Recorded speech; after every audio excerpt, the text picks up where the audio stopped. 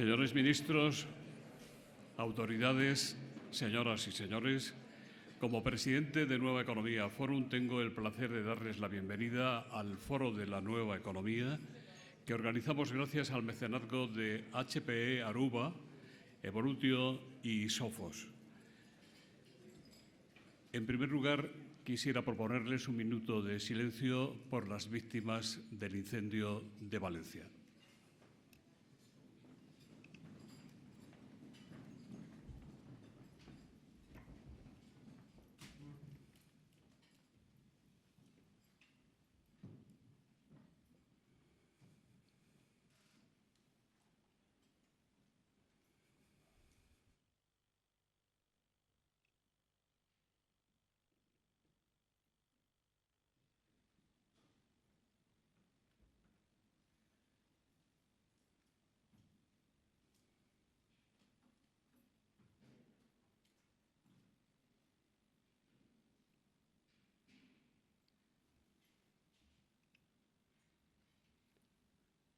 Muchas gracias.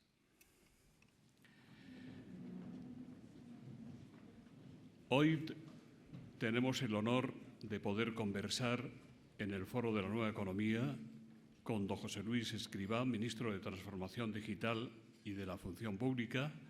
Va a presentarle don Pedro Duque, presidente de Hispasat, que fue ministro de Ciencia e Innovación. Querido don Pedro, la tribuna es suya.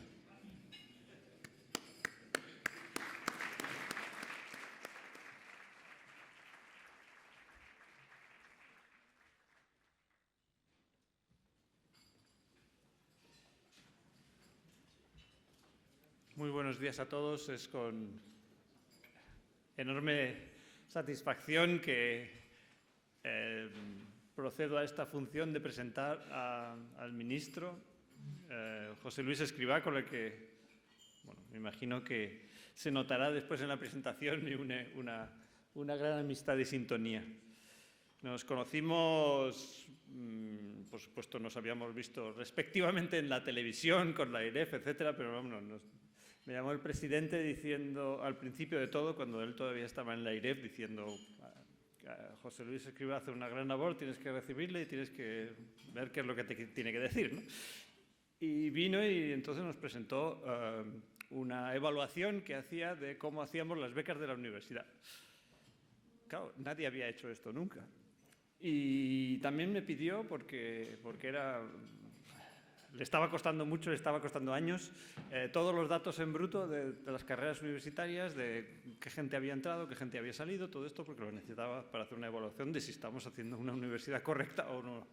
Y en ese momento, claro, hizo el clic, ¿no? Es decir, bueno, pues esto claramente lo que tenemos que hacer es proporcionar los datos para que alguien evalúe, porque lo que queremos es hacer una buena universidad, por lo tanto hay que evaluar primero, ¿no?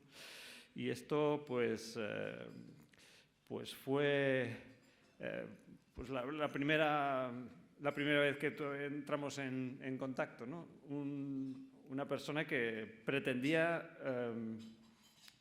evaluar con rigor y sin tener tendencias. Luego coincidimos en el Consejo de Ministros y me imagino que todos saben que los ministerios se van ordenando por orden de precedencia y los de nueva creación pues nos toca lo más lejos del presidente. Estábamos como si fuese un poco en la parte de atrás del autobús de la excursión, ¿no? La gente pues que estábamos por primera vez llegando a la actividad política y lo veíamos un poco todo casi, en principio, un poquito desde fuera, ¿no? Es decir, como si fuese para nosotros pues un aprendizaje. Y ahí estábamos los dos aprendiendo cómo se habla cuando es uno político, ¿no? Y ahí pues también tuvimos una gran tendencia. Muchas veces las discusiones pues en nuestro lado de la mesa pues tenían más sintonía que digamos en general, ¿no? Para mí lo más importante es que José Luis es un político de los datos y de los números. No estamos, y bueno, por supuesto es enormemente importante que ahora mismo sea el encargado de la transformación digital del país. La búsqueda de la línea correcta de política para José Luis es una búsqueda de dónde están los datos, cómo evaluamos, cómo procesamos esos datos para obtener un número de mérito y entonces cómo mejoramos ese número de mérito. No es el común seguramente, por supuesto tiene que haber gente para todo, pero en muchísimas áreas esto hace falta en la política. Por ejemplo, un número. En la universidad, pues 35% de los egresados, 35% de los trabajadores españoles trabajan en una cualificación menor a lo que consiguieron en la universidad. Tenemos un número. Ya sabemos que tenemos que mejorar. Siempre lo he visto como alguien enormemente valiente en la búsqueda de soluciones. Para los que trabajan ahora para él, me imagino que ya se han dado cuenta que cuando te hace la pregunta de por qué me dices que esto no se puede hacer, hay que tener respuesta y hay que tenerla buena. Y por eso yo creo que bueno, pues siempre hemos tenido esa sintonía, ¿no? También José Luis Escrivá es un político no solo del dato del número, sino un político del pacto. Ordenados los datos, obtenidos todos, encontrado el número de mérito, entre todos vamos a ver cómo lo solucionamos. Yo creo que esto es muy importante, por supuesto que nos hablará de los pactos que acaba de proponer el Parlamento, la inteligencia artificial, la transformación de la administración pública que todos creemos que es importante y el desarrollo de la tecnología en nuestro país. En ese caso sí me haría ilusión seguir trabajando conjuntamente con José Luis en I+D, en compra pública de innovación, todo esto que decíamos antes. Desde mi posición ahora mismo como en Hispasat, pues nos orgullecemos mucho de estar participando en el programa único de Conéctate, que se llama Conéctate 35, con lo cual estamos ofreciendo la conectividad a cualquier punto del país, esté donde esté. Y me gustaría aprovechar, yo no lo veo por aquí, a la secretaria de Estado de Telecomunicaciones, María González Veracruz, y todo su equipo, porque han empujado en la regulación, han hecho que España pues, se oiga su voz, de manera que tengamos acceso a las frecuencias adecuadas, y todo eso no ha sido nada fácil. Es muy, muy importante que en las reuniones internacionales mantengamos una postura de fuerza y de no arredrarse como españoles, que podemos desarrollar tecnología igual que los demás. Pues, ministro, muchos ciudadanos tenemos mucha esperanza en ti y en el trabajo que vas a hacer ahora en tu equipo. Tenemos mucha esperanza porque hemos visto resultados tangibles en el pasado, en todo el resto de tareas a las que te has dedicado en el pasado como ministro de Seguridad Social y de Inclusión. Ya has demostrado que estás a favor del ciudadano, haciéndonos posible el trabajar con la Administración, eliminando la necesidad de la cita previa. Me imagino cómo habrá sido esa discusión, bueno, ya lo hablaremos. Y seguramente empezó por ¿y por qué me dices que eso no se puede? Y la esperanza, desde luego, en fin, yo creo que como ciudadanos celebramos todos la propuesta de pactos transversales. Es un aire que necesitamos dar más a la política en España y desde luego, como presidente de Hispasat, te veo como el ministro mío de las telecomunicaciones espaciales. Y bueno, pues sé que no te arredras ante esa presión, José Luis. Encantado de presentarte y muy orgulloso de ser tu amigo.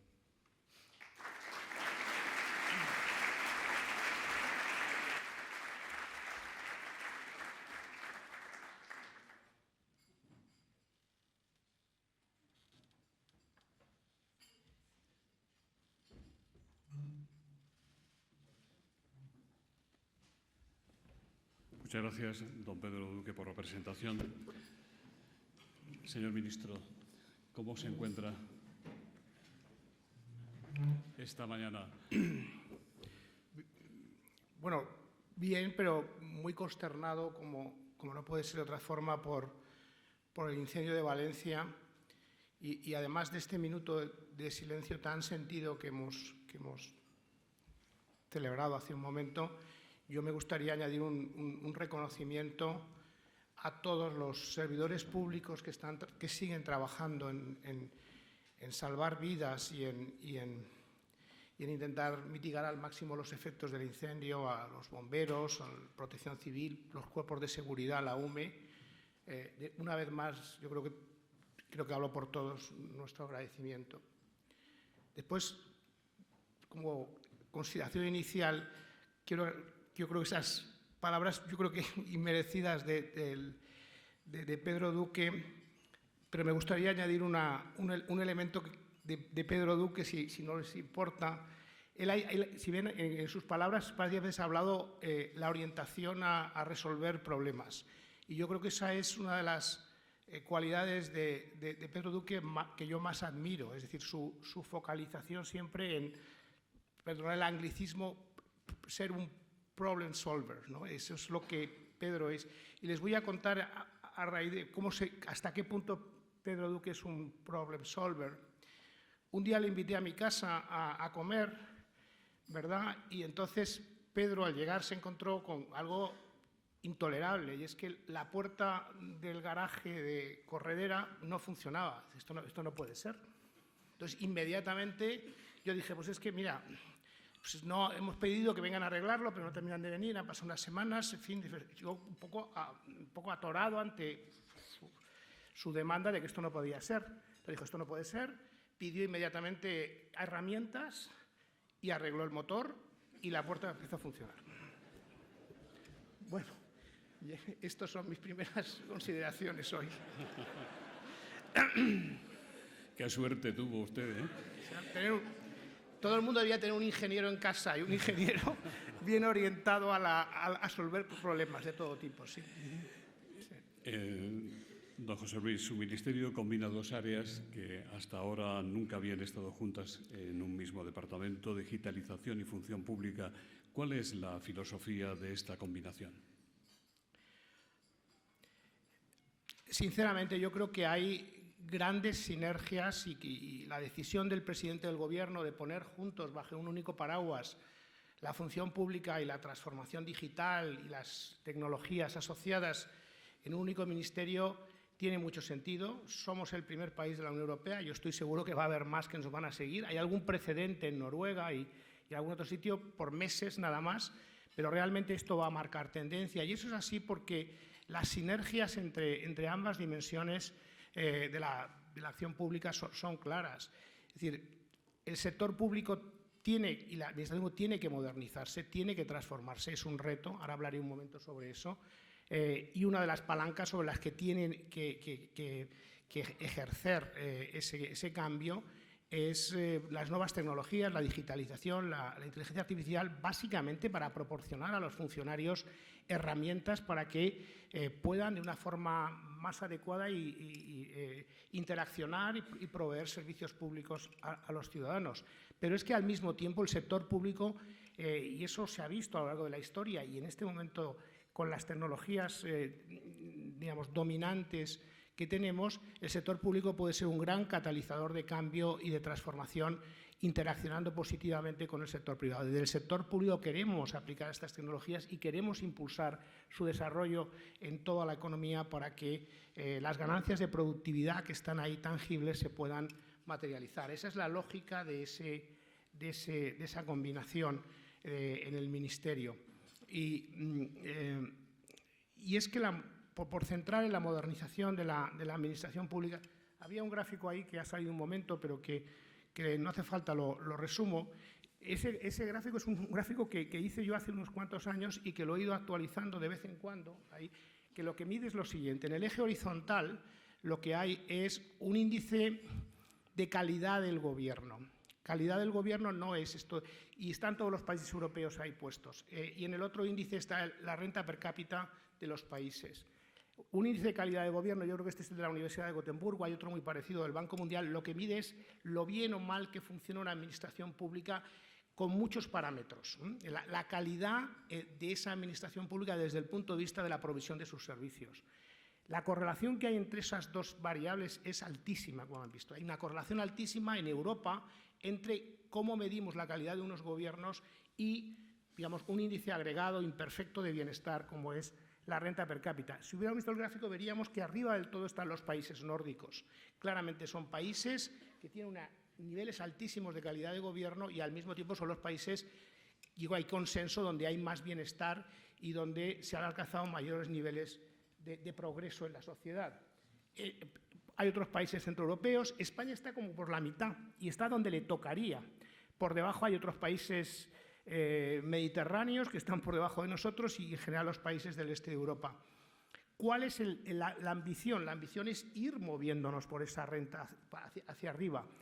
Y esto es una correlación, no es causalidad, porque aquí la causalidad va en las dobles direcciones cuando miramos qué hay detrás de todo esto. Claramente lo que hay es, por una parte, el sector público en España no es de los más altos, pero es al menos el 40% del Producto Interior Bruto, y si además añadimos todas las regulaciones, digamos, el impacto que la Administración con todo su marco normativo y sus procedimientos tiene sobre la economía, es evidente que cuanto mejor funcione esto, un país va a funcionar mejor. Esto es casi de perogrullo. Y ahí está la correlación positiva que vemos. Es decir, administraciones que funcionan, que son eficientes, que funcionan bien. Es decir, que no quiere decir con más o menos dimensión, quiere decir con otras cosas, como vemos los países nórdicos, que tienen administraciones grandes, tienen un impacto enormemente positivo sobre la economía y sobre el bienestar de los ciudadanos. Pero al mismo tiempo la causalidad está en la otra dirección. Estos países nórdicos, que deben ser una referencia para nosotros, han invertido en lo público. Han invertido en lo público a medida que han tenido más recursos. Han invertido en lo público y han invertido también en tecnología para que las mejores tecnologías estén al servicio de lo público. Esto es lo que hay detrás de ese gráfico y de esa correlación. Nosotros, como en muchas otras cosas, somos un país intermedio en Europa, pero tenemos que tener la ambición de movernos hacia arriba. Y ese movernos hacia arriba tiene que ver en parte con las cosas que tengo yo como responsabilidad, que es modernizar la función pública y ayudar desde lo público para que las nuevas tecnologías tan importantes y con tantas potencial de ganancias de productividad en este momento puedan realmente, digamos, ser impulsadas y extenderse en todas las actividades económicas. Esa es la visión que hay detrás de esto y además, como decía Pedro, cuando presenté el plan del Gobierno en el Congreso, pedí, yo creo que con muy buena receptividad, grandes consensos públicos en torno a estos dos elementos, la transformación digital y la utilización de la inteligencia artificial de una forma humanista pero ambiciosa para aprovechar todas sus posibilidades, y esto tiene que ser el resultado de un gran consenso. Y el otro gran consenso tiene que estar en torno a la modernización de las administraciones públicas. La Administración General del Estado es una parte limitada. Si miramos en términos de empleo, en términos de actividad, el grueso de las administraciones públicas están en las comunidades autónomas y en menor medida en los ayuntamientos. Señor ministro, la irrupción de la inteligencia artificial en nuestras vidas inquieta a muchas personas, yo me encuentro entre ellas, por sus posibles repercusiones sobre los empleos y también por la necesidad de aprovechar las potencialidades de esta tecnología para disparar la productividad y el crecimiento económico. ¿Cómo va a gestionar el Gobierno estas exigencias, a veces contradictorias y siempre marcadas por la incertidumbre? Nosotros estamos trabajando, y lo presenté también en el Congreso, pero los diputados, en un plan renovado de estrategia en este sentido, que he llamado, digamos, el impulso de la inteligencia artificial con un sentido ético, con un sentido humanista. Y eso pivota en torno a distintos ejes. Algunos de esos ejes básicamente reflejan lo que en este momento en el mundo son los elementos centrales que van a permitir que unos países aprovechen más las posibilidades que ofrece esta tecnología tan potente. O sea, por hacer una reflexión general a priori sobre la inteligencia artificial, que me parece importante, es decir, los economistas llevamos décadas digamos, intentando abordar una especie como de enigma, un puzzle. Surgió Internet a mediados de los años 90. Después llegaron digamos, desarrollos de hardware, el teléfono móvil, la supercomputación, la enorme conectividad que hemos conseguido con nuevas tecnologías. Pero no veíamos en las economías occidentales ganancias de productividad grandes, ¿no? De hecho, hemos tenido un periodo largo de productividad relativamente baja desde un punto de vista histórico. Tanto es así que economistas tan renombrados en el mundo del crecimiento económico como Robert Gordon llegaron a escribir un libro, The Rise and Fall of Growth in America, el cual, de alguna forma, planteaba una opinión negativa sobre las nuevas tecnologías. Es decir, esto al final es bastante espurio, por así decirlo. Realmente no tiene ni mucho menos el impacto de las grandes revoluciones industriales a través de la energía, que tuvieron un cambio enorme, transformador sobre las economías. Yo creo que ahora, crecientemente, y yo diría que hay el consenso que está emergiendo, es que Gordon y muchísima gente, y yo mismo quizá, estábamos equivocados. Porque lo que ha ocurrido es lo siguiente: hemos ido creando como piezas distintas que al final la inteligencia artificial es como la guinda final que lo remata. Es decir, necesitamos enormes cantidades de información y de datos para tomar decisiones muchísimo más juiciosas y llegar a poder, digamos, procesos de decisión y de evaluación que antes éramos incapaces de hacer. Esos datos ya están y se han ido desarrollando y creando y difundiendo. Los datos ya están. Hay infraestructuras tecnológicas disponibles. La nube es extremadamente importante para lo que va a venir ahora. Capacidades de nube como las que tenemos. Por supuesto, supercomputación. Por supuesto, conectividad. Todos esos elementos estaban. Lo que faltaba, y llega con la inteligencia artificial degenerativa, es la capacidad de unir todo eso para sacar aplicaciones que se puedan decantar y desarrollar en tantos sectores económicos que van a generar ganancias de productividad y ahorro, evidentemente, y ahorros muy importantes de costes. Esto es lo que faltaba y es lo que estamos viendo de una forma acelerada. Yo creo que el último año aproximadamente, y mirando hacia adelante las posibilidades son enormes. Por lo tanto, estamos en un mundo verdaderamente decisivo desde el punto de vista de la posibilidad de que estamos digamos, a las puertas de una revolución industrial, que esta va a tener como novedad, como gran novedad, el que va a afectar de una forma decisiva al tercer sector, al sector servicios. Estamos en economías cada vez más terciarizadas. Es decir, y bueno, digamos, la visión de Gordon era, bueno, antes la industria ya pesa poco, la agricultura ha dejado de pesar poco, es el sector servicios y ahí nunca vamos a llegar con ganancias de productividad grandes.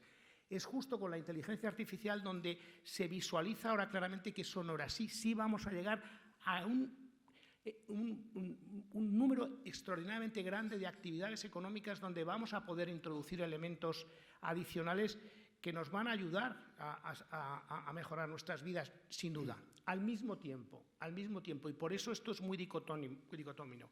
Esto genera claramente incertidumbre. Es tan disruptivo y es efectivamente que la inteligencia artificial va a impactar en nuestras vidas de una forma decisiva. Va a afectar a muchísimos ámbitos de la actividad económica y de la vida de las personas. Esto es así. Por tanto, cuanto antes seamos conscientes y tengamos, digamos, y reconozcamos y interioricemos que eso es así, mejor, porque tendremos que posicionarnos ante esa nueva realidad. Y tendremos que posicionarnos con esa realidad como sociedad en su conjunto. Por lo tanto, mi llamada en el Congreso a un consenso era un consenso que no solamente tenía que ser de los decisores políticos y los representantes de la voluntad popular, sino también extenderlo a toda la sociedad civil, porque aquí necesitamos abrirlo y discutirlo entre todos, porque la realidad a la que nos vamos a enfrentar en los próximos años, yo estoy convencido, va a cambiar significativamente. Y ante esa realidad tenemos verdaderamente que establecer dónde queremos poner los límites, o más bien dónde realmente queremos que empiece, que se reserve genuinamente el nivel de decisión a nosotros mismos, a los humanos.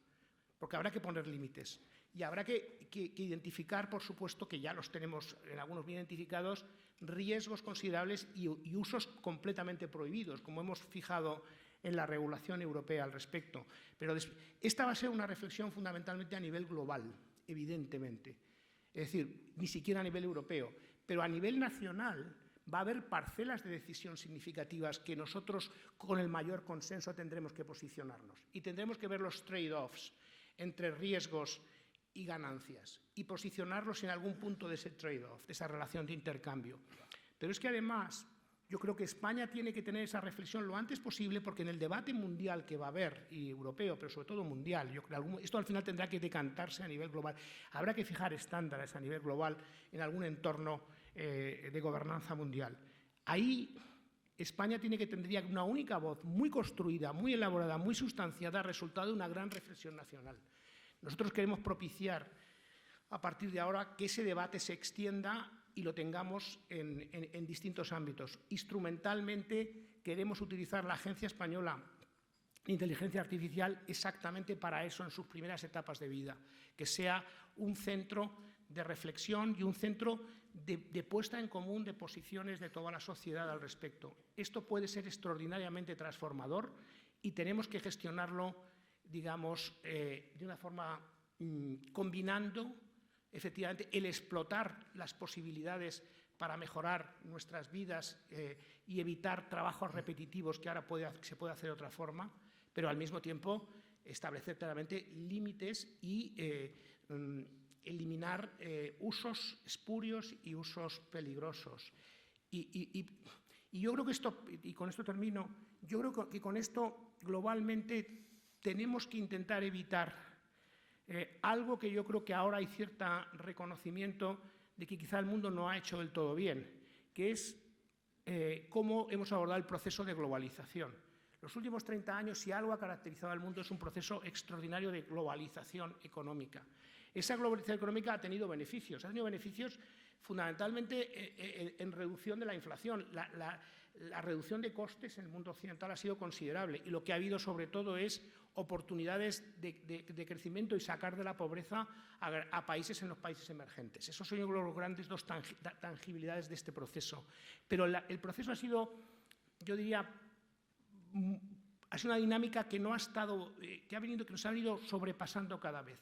Ahora hay cierto consenso que no hemos controlado bien algunos ritmos de ese proceso de globalización y eso ha generado, y hay un cierto consenso al respecto, sociedades occidentales con demasiada fricción, con demasiada desazón, que están generando además posiciones políticas extremistas e indeseadas que explotan esa insatisfacción de la sociedad. Y eso en parte tiene que ver con varias causas, pero yo creo que el proceso de globalización está ahí, porque además es un generador de desigualdades a nivel local, a nivel occidental muy grande.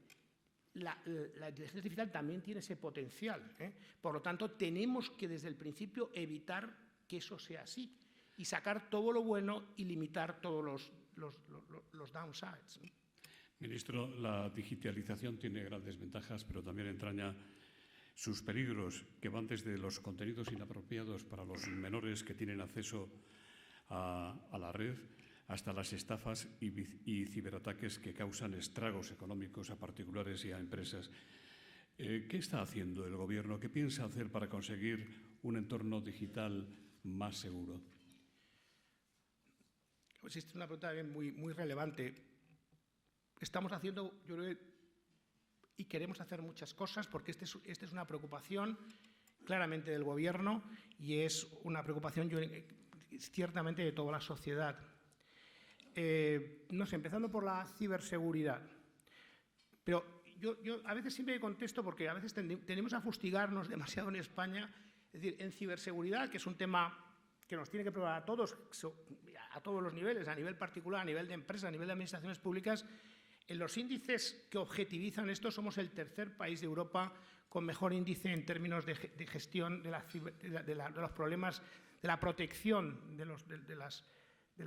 todo lo que tiene que ver con lo digital. Somos el tercer país de Europa. Dicho esto, seguimos que tener trabajando. En términos de protección, nosotros tenemos en España tenemos también que reconocer que tenemos instituciones excelentes. Una de ellas es el INCIBE. el Instituto Nacional de Ciberseguridad, que hace una labor excelente y que tiene un reconocimiento internacional.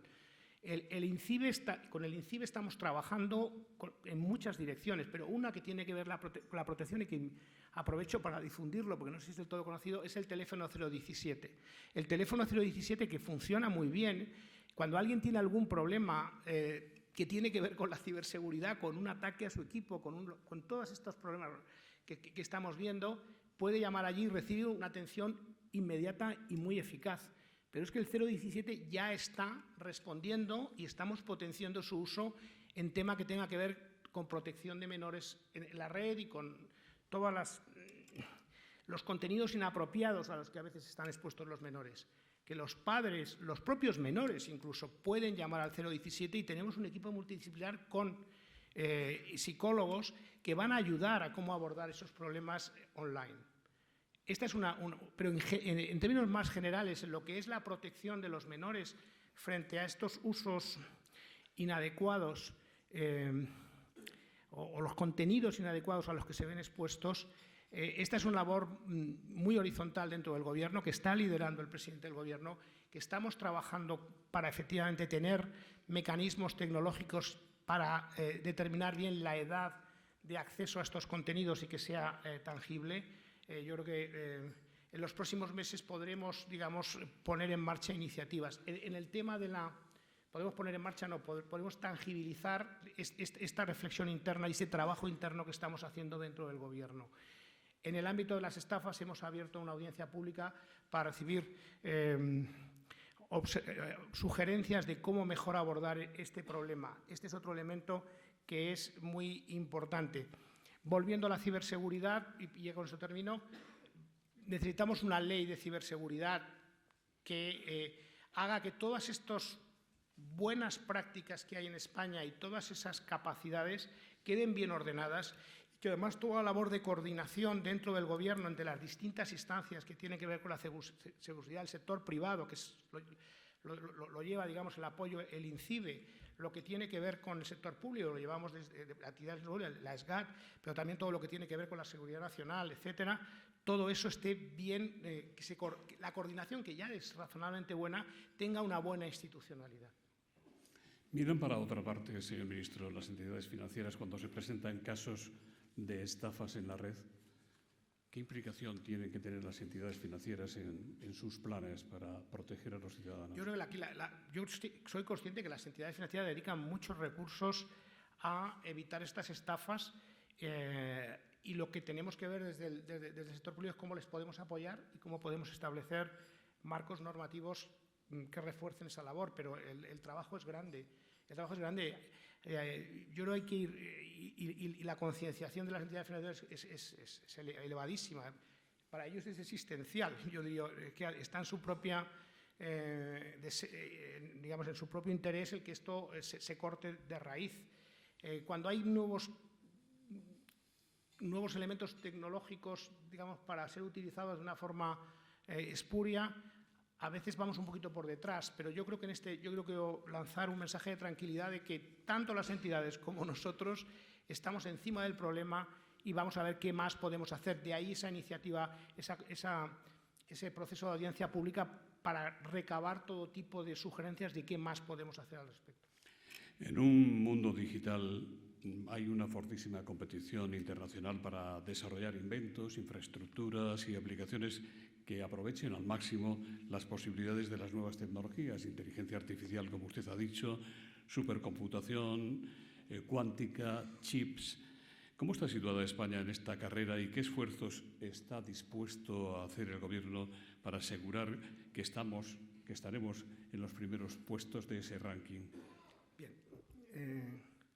Una reflexión primero de carácter general, porque efectivamente muchas de las inversiones que están llegando a España se están materializando en sectores, digamos, y en ámbitos de este ministerio, pero yo que soy de datos y como hay mucho ruido en torno a las inversiones extranjeras en España, yo lo que he hecho es mirar los datos agregados con mucho cuidado y sobre todo con una buena comparación. Entonces, cuando uno habla de inversiones extranjeras en España, tiene que darse cuenta que en los últimos 5 años, con los datos absolutamente comparados de Eurostat, En España ha habido inversión extranjera directa año tras año en promedio de 5 años en el 2,3% del PIB. En el conjunto de la OCDE ha sido el 0,9%. En Italia me parece que ha sido el 0,7%, en Francia el 1%, en Alemania el 1,1%. ¿Eso qué significa? No solo que España dobla a todos los países de referencia en inversión extranjera directa año tras año en los últimos 5 años, sino que en términos absolutos superamos a Francia y superamos ampliamente a Italia en inversión directa extranjera. Luego, por el momento, vamos bien. Ahora, a ver qué tenemos que hacer hacia adelante. Yo diría que vamos bien, y esto no puede ser de otra forma, yo creo que por todo lo que ofrece España, y cuando digo ofrece España, su empresariado, aquí representados los sindicatos, su nivel de responsabilidad enorme que han tenido durante la pandemia y durante la crisis a la hora de, acordar con el Gobierno en su conjunto políticas que den, digamos, un marco laboral estable y un marco atractivo. Pero también algo tendrá que ver el Gobierno y su gestión de la política económica durante estos 5 años. Yo creo que su gestión prudente y su impulso y su estímulo a las inversiones extranjeras para que más que doblemos la inversión extranjera respecto a cualquier país de nuestro entorno. Creo que sí. Y ahora, mirando hacia adelante,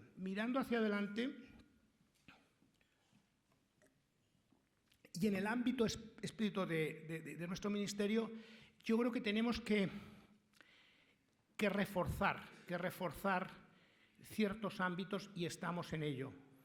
En el ámbito de las nuevas tecnologías, de la inteligencia artificial, Interferencias en la red, ya saben. Perdón. Es decir, en el ámbito de la inteligencia artificial y de todas las tecnologías que acompañan, por supuesto, de la microelectrónica, vamos a un mundo donde la demanda de servicios va tan rápido que la oferta, yo creo que va a ir por detrás. Y está yendo por detrás, de hecho, la oferta. Es decir, la oferta. Por lo tanto, va a haber restricciones de oferta y es muy importante, si queremos aprovechar como país estas posibilidades que antes explicaba tan transformadoras, que reforcemos nuestra capacidad en el lado de la oferta. Y voy a referirme a 3 o 4 ámbitos que me parecen centrales. Primer ámbito, y creo que es el más importante de todos, capital humano. Hay un déficit de capital humano en el mundo en perfiles especializados en todos estos ámbitos. Y tenemos que, entre todos, hacer un esfuerzo enorme para reforzar nuestro capital humano. Primero, porque lo que estamos creando son buenos empleos. No es que vayamos mal, hemos creado 300.000 empleos. Tengo que aprovechar en este ámbito, desde antes de la pandemia, de los 1.300.000, también somos campeones en creación de empleo con los países de nuestro entorno, por cierto, en los últimos 4 años, pero es que la creación de empleo está siendo particularmente importante, 300.000 empleos en estos nuevos sectores, que es un nivel extraordinario y muy alto. Por lo tanto, de nuevo, el punto de partida no es malo, pero es que lo que viene hacia adelante va a requerir claramente tener muchos más trabajadores y personas especializadas en estos sectores. Nosotros hemos dedicado una parte significativa y estamos dedicando de fondos del plan de recuperación a impulsar la creación, por ejemplo, miro hacia allí que está Jaime Martorell, nuestro hombre chip, no sé cómo le llamamos, el Mr. Chip. Mr. Chip está allí y él ha impulsado particularmente esto, las cátedras chip que estamos desarrollando para que realmente las universidades españolas tengamos especialistas y se creen a partir de ahí, digamos, especialistas que nos ayuden en todo ese desarrollo. O, por ejemplo, en el ámbito de la inteligencia artificial estamos apoyando cantidad de centros de investigación para que vengan profesionales, para que vengan especialistas en ese ámbito y se cree ese ámbito. Por lo tanto, el capital humano.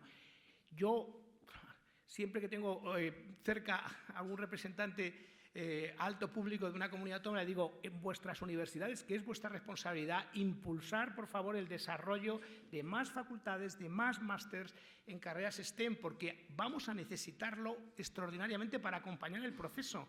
Cada administración tiene su responsabilidad, pues en el ámbito universitario, y seguro que Pedro Duque, que lo ha vivido esto muy claramente, lo tenemos claro. Capital humano en primer lugar. En segundo lugar, Supercomputación. Vamos a necesitar capacidades adicionales de supercomputación muy superiores a las que tenemos ahora. España tiene algo muy potente en este mundo, que es el Centro Nacional de Supercomputación de Barcelona, donde hay además un expertise excelente. Vamos a trabajar más con ellos, vamos a potenciar lo que están haciendo, porque tenemos que tener, también por autonomía estratégica de país, capacidad de supercomputación para todos los nuevos desarrollos que vienen de inteligencia artificial y que no tengamos que depender de un bien que va a ser escaso hacia adelante.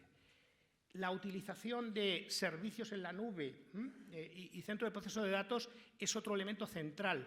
Y ahí estamos apoyando y desarrollando el acuerdo con Microsoft que firmé yo hace unos días con los principales dirigentes a nivel mundial, Brad Smith y el CEO español. Es un ejemplo que tiene que seguir con más apuestas de tener realmente esas capacidades donde España tiene ventajas competitivas claras, porque lo que tiene que ver con la supercomputación, incluso más en la CPD, requiere una extraordinaria sostenibilidad desde el punto de vista energético. Y nosotros tenemos ahí unas posibilidades y unas ventajas comparativas enormes. Eso nos da una palanca adicional para la instalación de industria, porque claramente en los próximos años el compromiso, Microsoft tiene un compromiso, por ejemplo, del 2030, de que todo lo que ellos produzcan y sus servicios tiene que ser 100% verde. Eso va a implicar… Juan Antonio Cañero de JIC dice que una de las prioridades, como usted está mostrando, del Ministerio es aumentar el número de centros de datos y la capacidad de procesamiento, pero le pregunta cómo espera hacerlo, dado que el Ministerio de Transición Ecológica tiene reticencias a la hora de aprobar el aumento de suministro energético que esos centros necesitan. Yo creo que aquí, me parece que es una pregunta muy oportuna. Estamos trabajando en un marco normativo que dé una referencia clara a todo esto, porque claramente que es una infraestructura estratégica que tenemos que desarrollar, pero tenemos que hacerlo en condiciones claras de sostenibilidad. Es decir, sostenibilidad energética tiene que ir acompañado del desarrollo de estos centros. Hay que combinar ambos elementos y es posible hacerlo. Y nos falta todavía ese marco y estamos trabajando en ello. Ese marco nos va a permitir, digamos, movernos con muchísima más comodidad todos a la hora de ver cómo se va a desplegar esa tecnología. Y permíteme que añade una última que me faltaba, que es la conectividad. Es absolutamente fundamental que una ventaja que tiene España en este momento, que es un país que tiene una conectividad extraordinaria a través de las redes de fibra, 5G, cables submarinos, que nos da una ventaja competitiva también hacia el futuro en la instalación en España de industria y actividades de este tipo, no lo perdamos. Por eso es tan importante que el sector de las telecomunicaciones españolas se evalúe desde una perspectiva estratégica, porque ellos son los que al final mantienen toda esta infraestructura y todo lo que se ha desarrollado se ha basado en tener grandes operadores de telecomunicaciones que han apostado con esa visión de medio plazo por tener esas infraestructuras. ¿Qué valoración hace usted de la fusión entre MásMóvil y Orange, aprobada por la Comisión Europea esta misma semana? Están con nosotros el consejero delegado de MásMóvil, el señor Spenger, y el señor Peck, CEO de Orange. Bueno, nosotros hemos en este proceso de autorización de la Unión Europea hemos estado presentes y hemos tenido nuestros inputs en el proceso, y en lo que viene ahora, que es… y es importante en el sentido que la Comisión Europea haya reconocido que algunos de los remedios que ha establecido tienen que ver con algo que es dominio nacional, como es el espectro. Hay que tener en cuenta que los procesos corporativos en marcha, para que veamos la dimensión de lo que tiene y lo importante que es que los miremos, que los examinemos desde una visión estratégica con el máximo cuidado, afectan al 75% del mercado de las telecomunicaciones en España y a 2/3 del espectro. Como sabemos, el espectro es un bien escaso que es propiedad estatal y que nosotros lo ofrecemos en concesión, y que todas las decisiones que tienen que ver con el espectro son decisiones que al final nosotros tenemos que autorizar y examinar. Por lo tanto, nosotros ahora, en este segundo momento, después de que las autoridades de competencia europeas han intervenido, es nuestro momento y estamos examinando con el máximo cuidado, como no puede ser de una forma, y nos exige no solamente la Ley General de Telecomunicaciones, por el carácter estratégico que tienen las telecomunicaciones en un país, sino que en la última, se ha llamado como el borrador o libro blanco de la norma europea, de la regulación europea sobre plataformas digitales, de la Digital Network Act, que está en proceso, pone de manifiesto cómo nos exige a los países, nos empuja a que todo lo que tiene que ver con las telecomunicaciones y con las redes de telecomunicación tienen que mirarse desde una perspectiva de seguridad económica europea y nacional.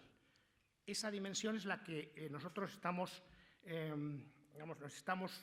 interiorizando a la hora de evaluar todos estos procesos corporativos, que los estamos examinando con el máximo interés y al mismo tiempo con el máximo responsabilidad.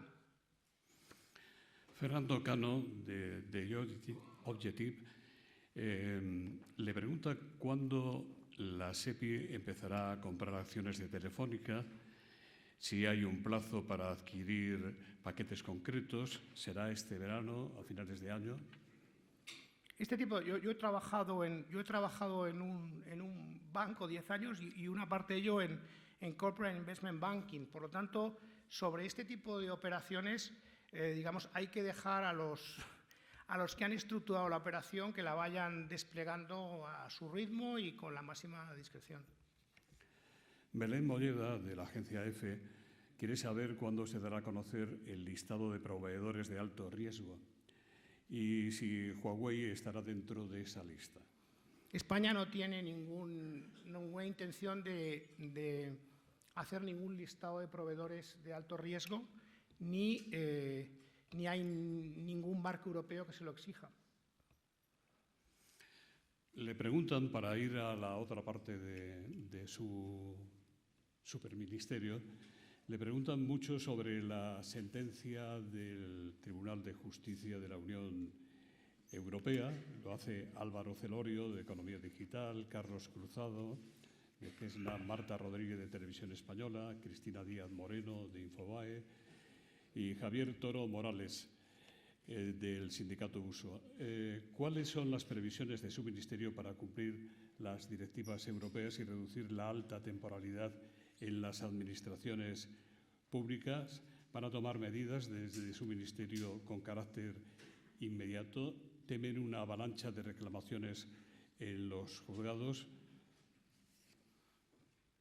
Permítame que esas preguntas mezclan dos planos. Un plano muy concreto que tiene que ver con la sentencia del Tribunal Superior de la Justicia Europea, que se refiere a unos casos concretos y a un ámbito concreto y que simplemente traslada decisiones finales a los tribunales españoles de una forma clara. Yo creo que se ha hecho una interpretación muy extensiva de esa sentencia que digamos, no parece que esté justificada cuando lo ve uno desde un lado especializado. Y, por lo tanto, tenemos que ver cómo los tribunales españoles van, digamos, interpretando a su vez lo que les sugiere o lo que les invita el Tribunal Superior de Justicia de la Unión Europea. Pero yo creo que el debate, y también está en la pregunta, tiene que ser un debate de mucho más calado y que tiene que ver con el reto de la excesiva temporalidad que ha habido en España y que todavía sigue existiendo. O sea, yo creo que aquí, y este es un tema que afecta todo al mercado laboral, tanto en el ámbito privado como en el ámbito público, durante décadas en España hemos entendido erróneamente, y por eso en Europa, no solamente con esta sentencia, sino en distintos informes o en las discusiones que hemos tenido del plan de recuperación, nos entienden mal. Y nos han entendido mal, y tienen razón para entendernos mal, porque en España hemos entendido que la flexibilidad en las relaciones laborales se conseguía tanto en lo público como en lo privado, y en lo público a veces tenía que ver con la consolidación fiscal y con los ahorros, se entendía teniendo, digamos, trabajadores, grandes reservas de trabajadores temporales que se podían ajustar para arriba y abajo. ¿Qué es lo que pasa cuando tienes esto? Que miras el factor trabajo, el capital humano, como un coste. De hecho, De hecho, muchas de las decisiones que se han tomado en España en el sector público ahora en relación a los recursos humanos, incluso a nivel de microgestión, los tomaba una dirección general que se llama de costes de personal. Por lo tanto, los recursos humanos en la administración pública se entendían como un coste, cuando los recursos humanos es capital, es inversión de largo plazo. Es decir, la perversión no puede ser mayor, ¿verdad? Y esto nos ha pasado también en el sector privado. Y cuando nos miran desde fuera nos dicen, miren ustedes, es que para invertir en capital tiene que haber formación. Y no hay formación si el vínculo de un trabajador con la empresa se percibe por los dos lados como de corto plazo, como muy provisional. Ni el trabajador decide capitalizarse con lo que hace falta en esa empresa, ni el empresario o el sector público invierte en nuevas capacidades y formación de los trabajadores. Esto es lo que pasa. Y esto es lo que intentamos abordar con la reforma laboral y esto es lo que queremos abordar en la Administración Pública. Ya hubo un decreto ley del año 2021, el 14-2021, pero seguimos que tener trabajando. Si nos centramos en lo que es el sector público, yo creo que el diagnóstico para mí es claro. Hay 3 causas en las que tenemos que seguir trabajando y tenemos que seguir trabajando todas las administraciones públicas porque afectan no solamente a la Administración General del Estado, sino incluso en mayor medida, sobre todo a las comunidades autónomas en los ámbitos de la sanidad y la educación, donde tenemos 3 problemas. Primer problema es la planificación de los recursos humanos. Una de las mayores perversiones ha sido la tasa de reposición. La tasa de reposición, yo ya he anunciado que se acabó, que el año que viene ya no hay tasa de reposición. La tasa de reposición es una perversión porque realmente lo que simple hace es perpetuar la estructura persistente sin plantearte las nuevas necesidades, las nuevas funciones que está teniendo la administración pública. Simplemente reproduces el status quo hacia adelante y lo ajustas con la tasa en función del ciclo económico. Y cuando el ciclo va mal, pues ya prácticamente la pones como llega a ser a cero. Esto es corto plazo rabioso. Corto plazo de ajuste fiscal. Yo he sido presidente de la Autoridad Independiente de Responsabilidad Fiscal y he insistido a todas las administraciones públicas y por eso también el plan de recuperación es un elemento central, la evaluación de las políticas públicas, la evaluación de las políticas públicas desde una perspectiva de medio plazo y ver lo que realmente funciona y lo que no funciona. Pedro se refería a eso y ahí es, pero no, lo que hemos tendido a hacer en el pasado es simplemente ajustar empleo. Pero ajustar empleo across the board, es decir, con tasa de reposición no discriminatoria, a todo el mundo por igual y manteniendo completamente estático la estructura laboral. Es decir, es como si realmente en las empresas que aquí estén representadas los recursos humanos se dirigieran desde el Departamento de Control. Esto es lo que pasa en España, lo que ha pasado hasta ahora y lo que tiene que dejar de pasar. Y esto es muy importante. Ese es el primer elemento. Tenemos que no solamente eliminar la tasa de reposición, sino sustituirlo con algo en lo que estamos trabajando. Aquí está la secretaria de Estado de Función Pública, que está claramente dedicando muchísima energía a que tengamos un marco de referencia basado en competencias funcionales, donde realmente miremos hacia adelante, veamos el sector público qué tiene que hacer hacia adelante más de lo que hace ahora y tenerlo bien definido y a continuación definir perfectamente qué tipo de funcionarios y trabajadores públicos hacen falta y con qué perfiles para cubrir esas funciones. Esta planificación no existe ni en la AGE ni en prácticamente ninguna administración pública en España. Esta es la gran transformación. Segundo, un momento, hay otro elemento muy importante en todo esto que tiene que ver con la escasa planificación, también desde el punto de vista de la recurrencia en las convocatorias de acceso, de funcionarios públicos de acceso, y también el hecho de que nos eternizamos en los procesos hasta que se incorporan a la administración pública. Tenemos que el acceso a la administración pública hay que hacerla con planificación recurrente, no con esta irregularidad que ha estado presente, y tenemos que recortar muchísimo los plazos de acceso. Sí. No es una sorpresa, pero usted esto se lo tiene muy currado a pesar del poco tiempo que lleva en el Ministerio, en este Ministerio de doble personalidad, por decirlo de alguna manera. Volvamos a hablar, si le parece bien, sobre la transformación digital de la Administración. ¿Qué planes específicos, con qué presupuestos y con qué calendario? Y le preguntan si están justificados los recelos del sector respecto de la adjudicación de contratos a Indra y a Telefónica que están o van a estar participadas por el Estado español. O sea, yo creo que los contratos de la administración pública en este y en otros ámbitos se hacen en condiciones de concurrencia y somos un país, le puedo asegurar, que yo conozco referencias internacionales en detalle, que en este tema tenemos los estándares más estrictos y más exigentes que hay. Es decir, de hecho, a veces cuando uno mira la Ley de Contratos del Estado, y yo lo digo porque lo puedo decir quizá con el background que tengo yo más que ningún otro, yo he trabajado en instituciones públicas en todo el mundo y yo no he visto un procurement, una forma de contratación tan exigente, tan prolija y tan garantista como hay en España. Luego yo ahí más bien me miraría desde otra dirección. Y respecto a la participación pública minoritaria, por supuesto, y muy minoritaria en Indra o en Telefónica, yo simplemente miraría a los países de nuestro entorno y vería en qué nos singularizamos respecto a ellos o no.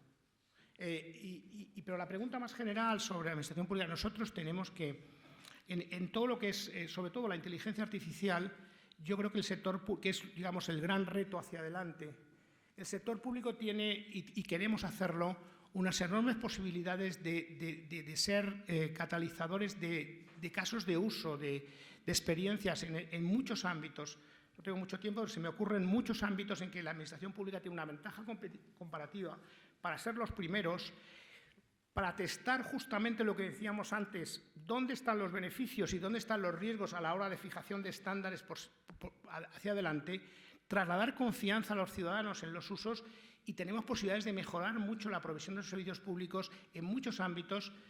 No voy a dar ejemplos, pero hay muchísimos en los cuales claramente estamos decididos a utilizar la tecnología para mejorar, digamos, cómo los ciudadanos, cómo los funcionarios interaccionan con los ciudadanos.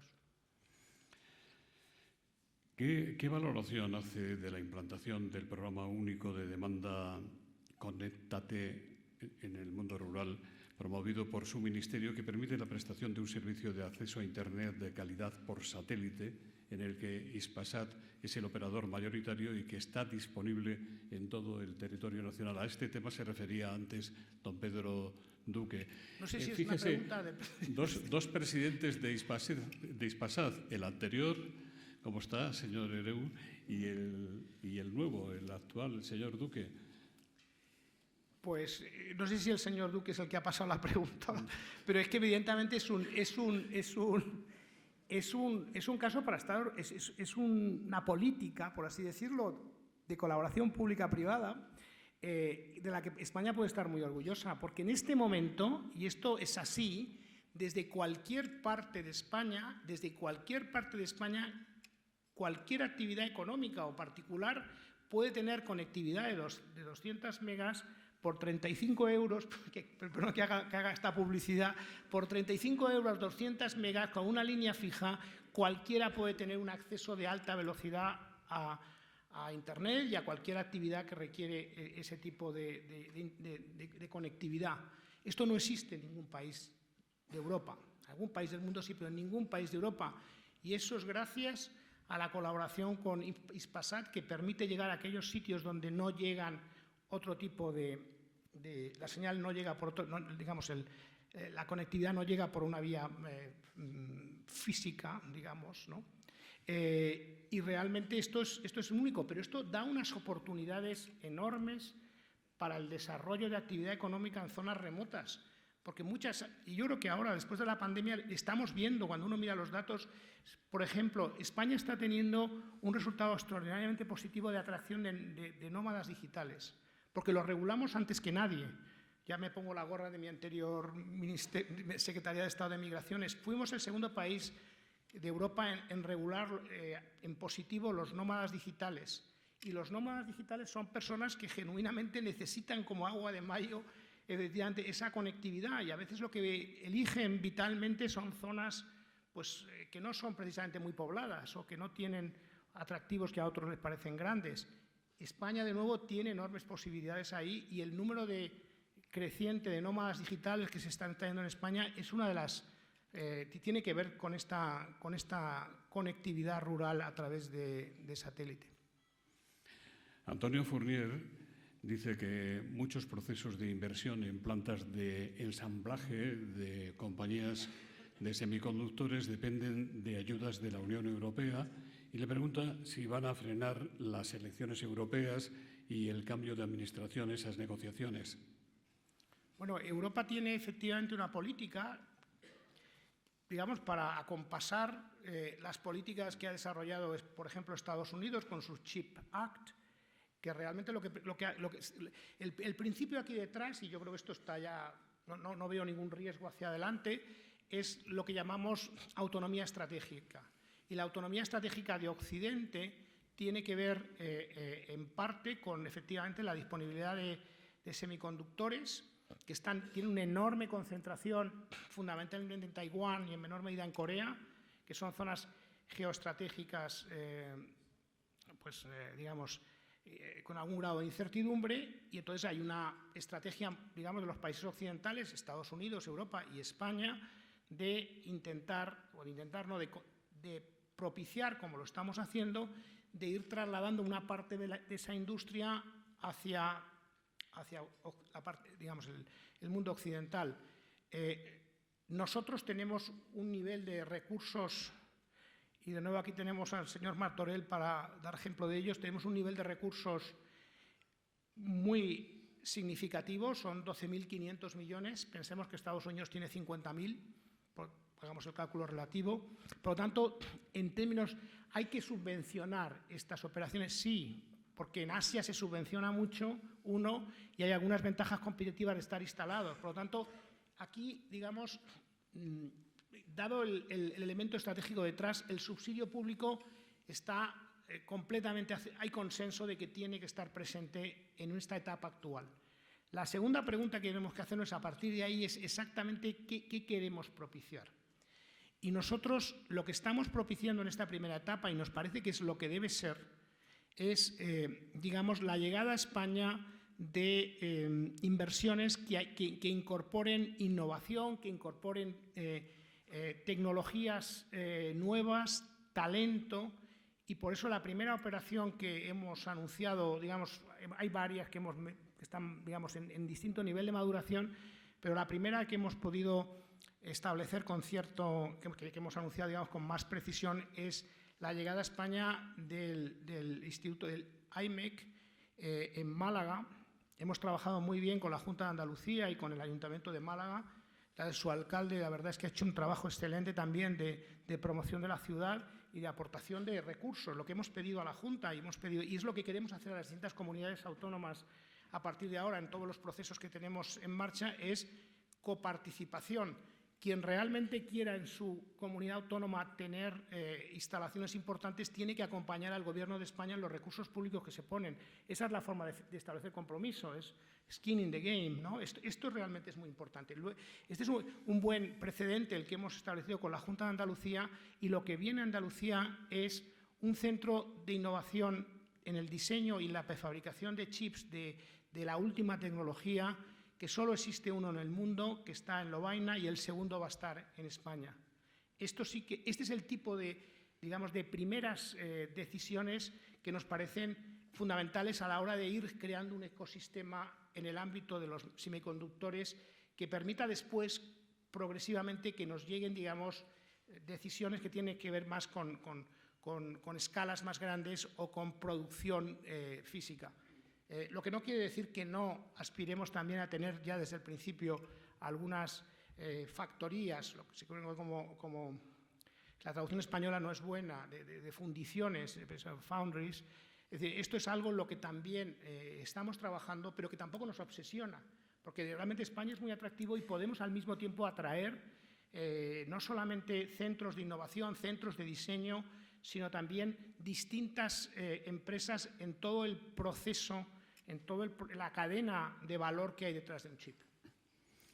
Ministro, ¿qué balance provisional puede hacernos usted de la campaña del kit digital?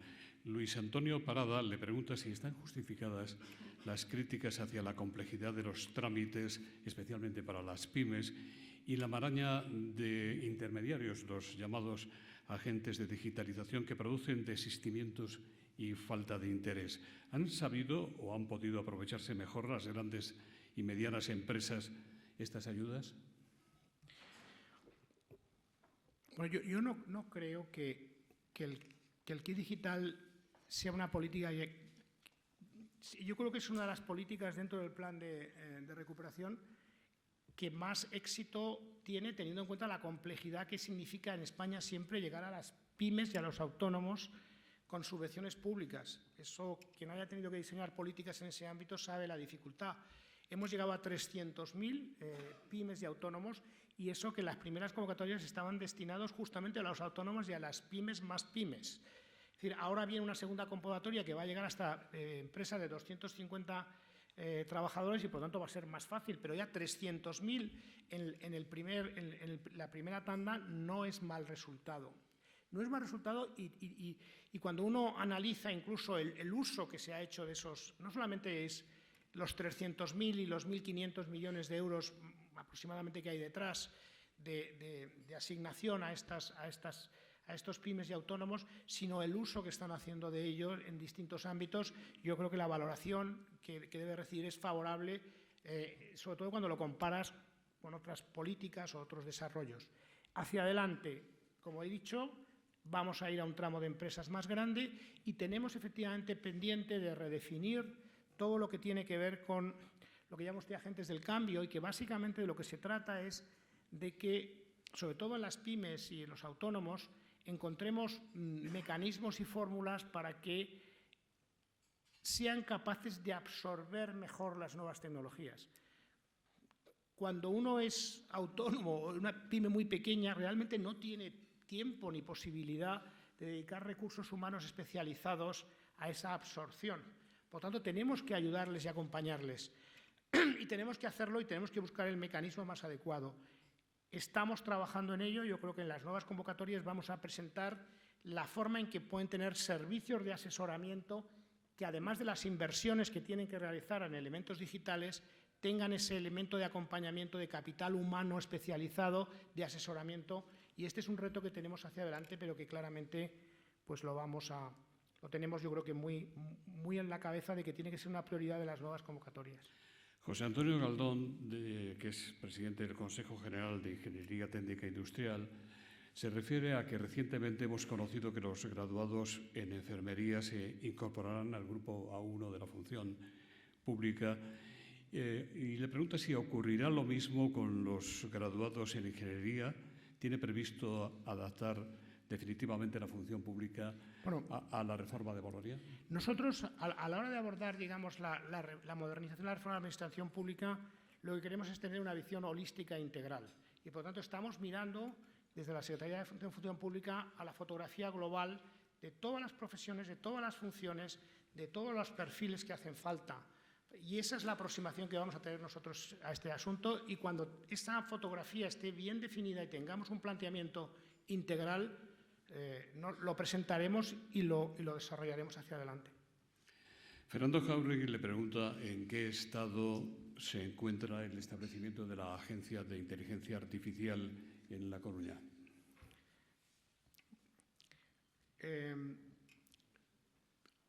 La agencia ha sido creada por una norma. Estamos en este momento en proceso de selección de lo que su consejo está definido. Y ahora lo que nos hace falta es su primer ejecutivo, su director general, y estamos evaluando perfiles para esa dirección general. Una vez que tengamos el director general, será el momento de establecer la estructura y dotarla de recursos humanos. Eso desde el punto de vista, digamos, administrativo. Desde el punto de vista de qué va a hacer la agencia, yo creo que en estas primeras etapas de su vida tiene que ser, lo decía antes, no sé si decir, la inteligencia de la inteligencia artificial. Es decir, necesitamos recursos especializados multidisciplinares que se dediquen solamente a reflexionar sobre estas tecnologías, y que después, una vez esa reflexión, nos ayuden a todos a asesorarnos, al gobierno desde luego, pero en general a toda la sociedad, y que nos ayuden a, digamos, a hacer pedagogía y a difundir exactamente qué significa, cómo tenemos nosotros individualmente y colectivamente que posicionarnos e interaccionar con estas tecnologías y al mismo tiempo hacer una labor didáctica también, de difusión de exactamente qué significa. Yo creo que con ese trabajo, que es ingente, la ESIA tiene ya mucha actividad por los próximos años. Y hay algunos ejemplos ahí que me gustan de referencia. Por ejemplo, lo que hace el INCIBE en ámbito de pedagogía, en ciberseguridad, me parece que es un buen ejemplo de algunas de las cosas que debería hacer también la ESIA. José Luis Heras le pregunta: digitalización e inteligencia artificial en manos del Estado. ¿Se tiene en cuenta la intimidad y libertad ciudadanas para librarlas de la curiosidad voraz del Estado? Esta semana ha salido una noticia sobre la vigilancia en los móviles por parte del Ministerio de Hacienda. Desconozco ese asunto, que probablemente sea especulativo, como mucho del ruido al que nos estamos sometidos habitualmente, pero sustancialmente tenemos claro en Europa los usos prohibidos. Y los usos prohibidos, yo creo que tenemos de hecho una norma ya en Europa, una regulación ya firme que hay que desarrollar, donde pone claramente los límites, y hay todo un conjunto de usos prohibidos que tienen que ver con derechos humanos y derechos tan importantes como la privacidad y, por supuesto, todo lo que tiene que ver con la vigilancia. Yo creo que afortunadamente hemos visto usos en otros países que nos hacen ser prácticamente sensibles de que en lo que no queremos en ningún caso que se convierta en la inteligencia artificial. Y yo creo que en esto, sinceramente, yo quiero lanzar un mensaje de tranquilidad, porque yo creo que lo tenemos clarísimo en Europa, lo tenemos clarísimo en España, y los ciudadanos deben estar completamente, no deben tener ninguna incertidumbre. La última pregunta la hace Marta Pastor, de Ellas Pueden, de Radio Nacional de España, que resucita el tema del que ya hablamos antes. ¿Cómo piensa aprobar la regularización de 1 millón de funcionarios por el abuso de interinos tras la sentencia del Tribunal de Justicia de la Unión Europea? Bueno, aprovecho para decir que el proceso de consolidación que hemos comprometido es de, digamos, consolidar la posición de 300.000 a final del 2024, y llevamos unos 225.000. Por tanto, ese objetivo que nos lo hemos puesto y que está en el plan de recuperación lo vamos a cumplir. Ese es el objetivo que existe. 300.000 en un proceso de consolidación, que dado que venimos de una situación tan extraordinaria en términos de una temporalidad masiva, sobre todo en sanidad y educación, pero no necesariamente ahí, que todos estos procesos requieren cierta gradualidad y tienen que ser absorbidos a lo largo del tiempo. El compromiso es de 300.000 y no vamos mal, vamos en 225.000 en este momento. Y hacemos un seguimiento muy preciso, puedo asegurar, también desde la Secretaría de Estado a este respecto. Pero el tema, yo creo que es el que yo me refería antes, es decir, yo no pondría tanto el foco, que también en la situación de las personas que tienen una situación de interinidad y tienen trabajos temporales, sino precisamente en tener una administración pública con los incentivos adecuados para que no vuelva a ocurrir lo que ocurrió en el pasado. Y yo creo que ese es el elemento central. Y ahí es donde tenemos que poner todas nuestras energías, en crear un marco de referencia en el que tenemos que trabajar todas las administraciones públicas, no solamente la Administración General del Estado, para que, es decir, la estabilidad en el empleo, la visualización de carreras profesionales largas y fructíferas hagan que en los próximos años, en la lucha, la pelea necesaria que va a haber por un talento escaso, la administración pública no se quede atrás.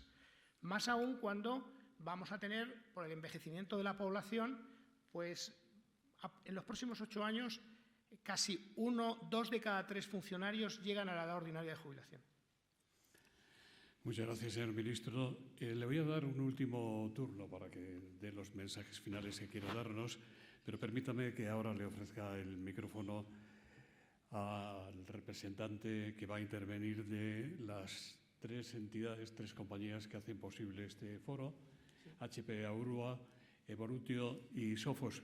Lo va a hacer don Ricardo Maté, consejero delegado en España de esta última compañía. Bueno, buenos días a todos. Buenos días, señor ministro. Por supuesto, me gustaría agradecer su presencia, no solo en el nombre de Sofos, sino también en el nombre de los otros dos colaboradores de Evolutio y HPE Aruba.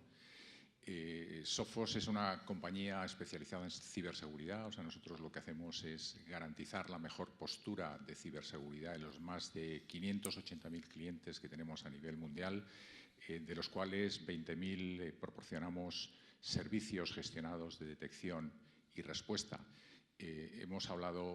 Usted ha hablado mucho de ciberseguridad y de inteligencia artificial. Poder gestionar la ciberseguridad de todos estos clientes, entre los cuales también se encuentra la Administración General del Estado, se puede hacer de dos maneras: con un alto componente de inteligencia artificial. Por lo tanto, por supuesto, la ciberseguridad requiere de la inteligencia artificial porque los ciberdelincuentes la utilizan, por desgracia, y el capital humano, porque no solamente con inteligencia artificial se puede dar respuesta a todos estos ciberdelincuentes. Yo soy una persona que llevo más de 35 años en el sector de las TIC, en el sector de la transformación digital, y por lo tanto, pues bueno, quiero darle la bienvenida a este sector tan absolutamente fascinante, porque es fascinante. Yo creo que todos los que estamos en él cada día aprendemos, cada día evolucionamos y consideramos que es algo absolutamente imprescindible para la evolución de nuestra economía. O sea, el sector de las TIC da empleo a más de 1,2 millones de personas, genera un 5% a lo que es el PIB español, y por lo tanto pues necesitamos de un ministerio fuerte que apoye toda esta labor. Yo me quedaría tan solo con dos reflexiones que usted ha hecho. Una de ellas es la necesidad del talento, y la colaboración público-privada de la Administración Central con las administraciones autonómicas es imprescindible. O sea, nos faltan más de 120.000 profesionales en estos momentos, que nos afecta a todos, y por lo tanto todos necesitamos empujar en esa dirección. Creo que el Kit Digital es una iniciativa fantástica que ayuda a las pymes, y las pymes pues son las que tienen el mayor problema en cuanto a transformación digital, y por lo tanto pues a seguir empujando en esa línea. Y creo que se está haciendo una excelente labor, y con esto pues nada más, dar muchas gracias por su presencia y muchas gracias. Señor ministro. Sí, no puedo estar más de acuerdo en todas las reflexiones. Quizá añadir algo que no he enfatizado suficientemente, y es: tenemos que apostar por la innovación, y tenemos que apostar por la transformación del conocimiento que generamos en España, y que no es poco, porque tenemos en los ámbitos de mi responsabilidad, he podido constatar que hay muy buenas profesionales y académicos y científicos trabajando en nuestras universidades y en nuestros centros de investigación, pero realmente tenemos que, desde lo público, encontrar las fórmulas para impulsar más, no desde el público y desde lo privado. Yo creo que aquí la responsabilidad es compartida también en las empresas de por qué esto no termina de traccionar. Pero realmente tenemos un déficit de transferencia de conocimiento que nos dé, digamos, más empresas, quizá como la suya y como las que están aquí representadas, que son verdaderamente excelentes. Y son excelentes porque han sido capaces en un momento determinado de transformar ese conocimiento, esa investigación y ese capital humano que hay especializado en España en desarrollos industriales, en desarrollos de provisión de servicios, que es lo que hace falta. Yo creo que este es un punto central. Nosotros ahí queremos hacer un uso lo más eficiente posible de fondos del plan de recuperación, por ejemplo, en lo que es el fondo NextTech, que es un fondo para entrar con capital semilla o con instrumentos de capital híbrido, préstamos a largo plazo, en empresas, startups, scale-ups, empresas que necesitan un empuje adicional. Y ahí tenemos que buscar la colaboración público-privada, porque tengo la sensación de que hay un número significativo de iniciativas en España que podrían tener mayor desarrollo y tangibilidad en términos industriales si realmente encuentran mayor apoyo en las etapas tempranas de su aventura empresarial. Y ahí, tanto desde el sector público como del sector privado, tenemos que ayudar a que eso sea así.